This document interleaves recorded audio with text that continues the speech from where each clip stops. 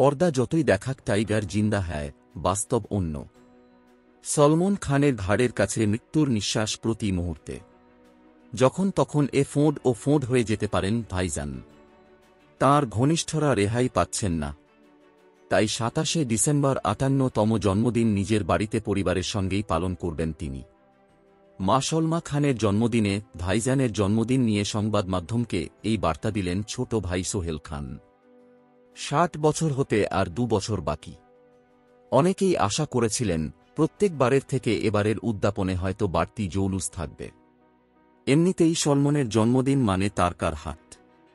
সোহেল জানিয়েছেন, এবছরের জন্মদিনে তাঁর বড় ভাই সে সব থেকে দূরে। যেন টাইগার জিন্দা থাকলে আসছে বছর আবার হবে।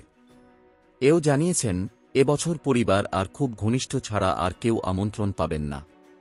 বাড়িতেই কেক কাটা, বিরিয়ানি খাওয়া হবে।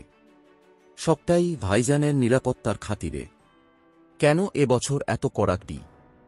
কারণ গ্যাংস্টার লরেন্স বিশনোইয়ের মৃত্যু হুমকি, সলমন ঘনিষ্ঠ পঞ্জাবি গায়ক সিধু মুসেওয়ালা, কংগ্রেস নেতা বাবা সিদ্দিকীর মৃত্যু।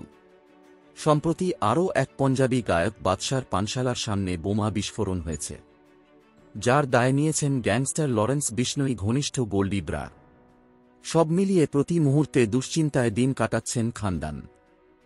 তাদের আপাতত একটাই চাওয়া, সলমনের জীবন থেকে মৃত্যুর ছায়া সরে যাক। প্রাণ খুলে বাঁচুন ভাইজান। স্বাধীনভাবে খোলা হাওয়ায় শ্বাস নিন আগের মতো।